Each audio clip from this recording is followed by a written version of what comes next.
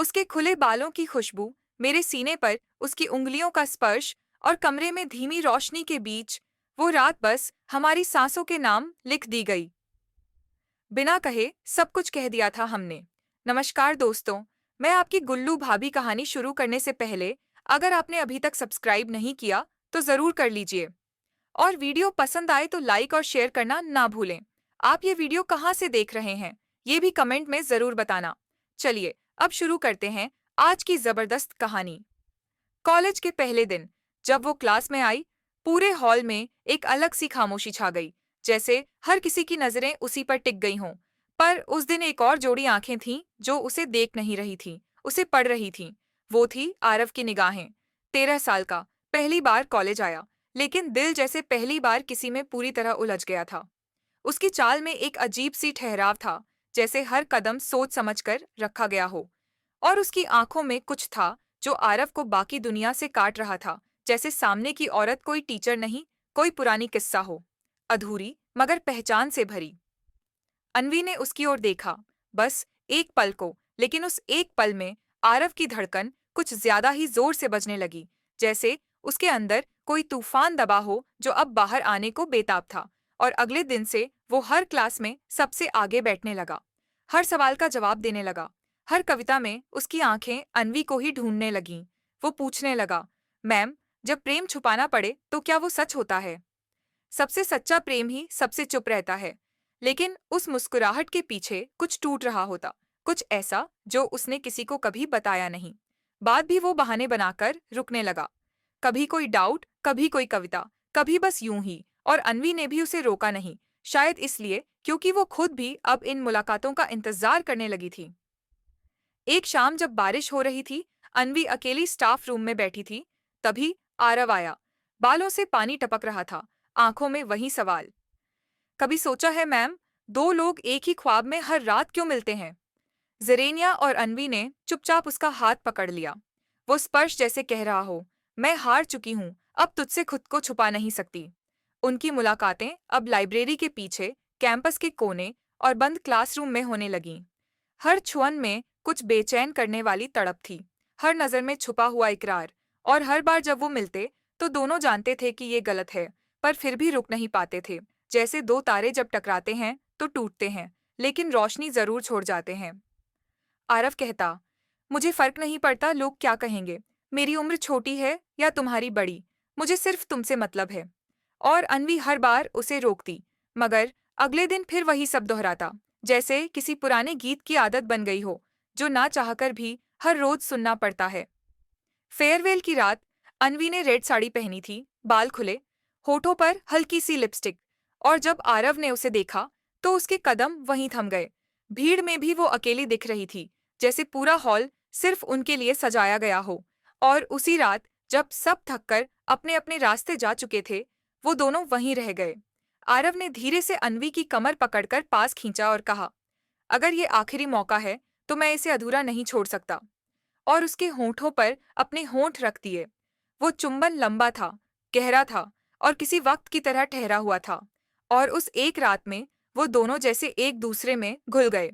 सुबह हुई तो सब कुछ बदल चुका था, और कुछ हफ्तों बाद अन्वी को पता चला वो प्रेग्नेंट थी। उसके हाथ कांप रहे थे, उसकी आंखें भर आईं।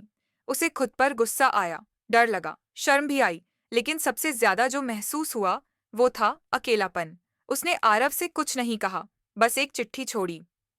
मैं वो गलती बन गई जो तुझसे छुपाने की हिम्मत नहीं थी, मगर निभाने की हिम्मत भी नहीं है। और गायब हो गई, शहर छोड़ दिया, सब छोड़ दिया। साल बीतते गए और आरव हर जगह उसे ढूंढता रहा।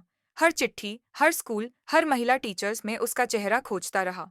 और एक दिन एक छोटे से स्कूल में जब वो एक स्पीच देने गया तो उसे एक 4 साल की बच्ची मिली। नाम पूछा, आशी। और उसने जब मुस्कुराया तो आरव की रूह कांप गई। वो मुस्कान अन्वी जैसी थी, वो आंखें उसकी जैसी थीं। और फिर पीछे से वही जानी पहचानी आवाज आई, आरव। सार्थक पल। और वो पल ठहर गया, जैसे सब कुछ वापस उसी रात में चला गया हो। और जब उसने पलटकर देखा, अन्वी खड़ी थी, वही आंखें, बस अब उसमें आंसू ज्यादा थे।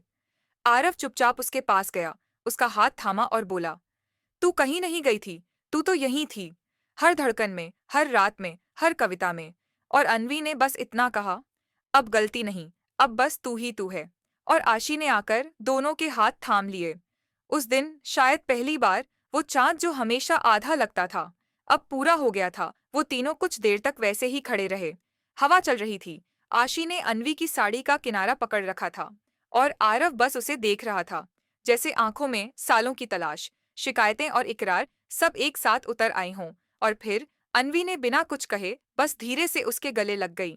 उस एक आलिंगन में वो सब था जो कभी कहा नहीं गया, वो दर्द जो चुप रहा, वो मोहब्बत जो कभी रुकी नहीं, और वो बच्चा जिसकी आंखों में अब वो सुकून था जो शायद दोनों ने सालों बाद महसूस किया। उन दिनों में फिर से मुलाकातें शुरू हुईं, पर अब किसी चोरी में नहीं। अब हर शाम आरव उसके घर आता, आशी के लिए कहानियां लाता और अनवी चुपचाप देखती। जिस लड़के को वो कभी एक स्टूडेंट समझती थी, अब वो उसके घर का वजूद बन रहा था, और वो एहसास दिन ब दिन और भी गहरा होता जा रहा था। एक शाम आरव बालकनी में खड़ा था, हाथ में चाय का कप, और अनवी उसके पीछे जाकर उसकी कमर से लिपट गई। आरव चौंका नहीं, बस मुस्कुराया और उसका हाथ थाम लिया। अनवी ने सिर उसकी पीठ पर रखकर धीरे से कहा, काश उस रात मैं भागी ना होती, काश तुझसे लड़ी होती, समाज से नहीं। और आरव ने उसी लम्हे में उसके होठों पर एक और चुपचाप चुंबन रखा, जो कह रहा था, अब हम लड़ेंगे, साथ में, हर एक चीज से, लेकिन अब तू नहीं जाएगी कहीं। रातों को अब दोनों एक ही बिस्तर पर सोते थे, आशी बीच में, और कभी कभी जब वो गहरी नींद में होती तो आरव धीरे से अनवी के बालों को हटाकर उसके कंधे पर होठ रखता, फिर उसकी पीठ पर हाथ फिराकर कान में फुसफुसाता, तेरी खुशबू अब मेरी आदत है और तेरा स्पर्श मेरी जरूरत। और अनवी मुस्कुराकर उसकी उंगलियां अपने होठों से लगा लेती, जैसे हर रात वो मोहब्बत के नए अक्षर लिखते हों। एक दिन बारिश फिर से आई, वही सीजन जब वो पहली बार करीब आए थे। आरव ने अनवी को बिना बताए आशी को नैनी के पास छोड़ा और उसे बाइक पर बिठाकर शहर से बाहर ले गया, खेतों के रास्ते, पहाड़ों की तरफ, जहां बारिश ज्यादा महसूस होती है और तन्हाई थोड़ा और भीगी होती है। वहां एक छोटा सा झरना था, पेड़ों से घिरा, और मिट्टी की गंध में कुछ पुरानी यादें थीं। आरव ने बाइक रोकी, हेलमेट उतारा और अनवी को सामने खींचकर अपनी बाहों में भर लिया। फिर धीरे से उसके गीले होठों को चूमा, और इस बार कोई पछतावा नहीं था, कोई डर नहीं, कोई समाज नहीं, सिर्फ दो दिल थे जो अब एक जिस्म में समा जाना चाहते थे। उसी रात उन्होंने वहीं एक छोटा सा लकड़ी का कॉटेज बुक किया। अंदर मोमबत्तियों की हल्की रोशनी थी और बारिश की टप टप बाहर गिरती रही। अनवी ने जब अपनी साड़ी उतारी, आरव की आंखों में कुछ भी वहशत नहीं थी, सिर्फ इबादत थी, जैसे वो उसकी आत्मा को देख रहा हो। और जब आरव ने उसकी पीठ पर होठ रखे तो अनवी ने धीरे से कहा, अब मत रुक, अब हर अधूरा पल मुझे पूरा चाहिए। उनके जिस्म अब बात नहीं कर रहे थे, बस एक दूसरे में घुल रहे थे। सांसें तेज थीं, धड़कनें एक थीं, और पलंग की हर सिल टूट रही थी। उस रात कोई पाप नहीं था, कोई डर नहीं था। वो सिर्फ दो प्यार करने वाले थे, जो अब किसी भी नाम, रिश्ते या उम्र के दायरे में बंधने नहीं जा रहे थे।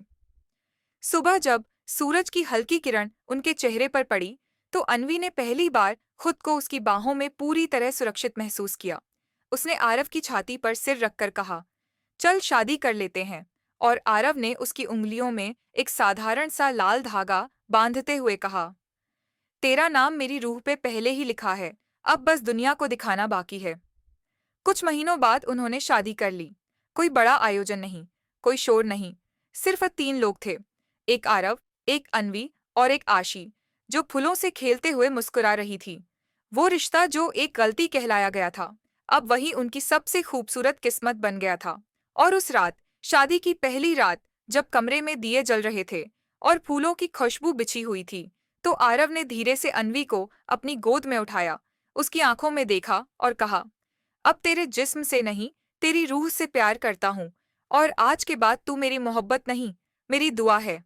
फिर उसने उसे चूमा, लंबा, गहरा और बेइंतहा प्यार से भरा हुआ, और उस चुंबन में वो सब कुछ था जो उन्होंने अब तक खोया था। अब वो दो जिस्म नहीं थे, वो एक अधूरी कविता का मुकम्मल आखिरी शेर थे। अगर आपको पसंद आई हो तो प्यार भरा लाइक, कमेंट और शेयर जरूर करें।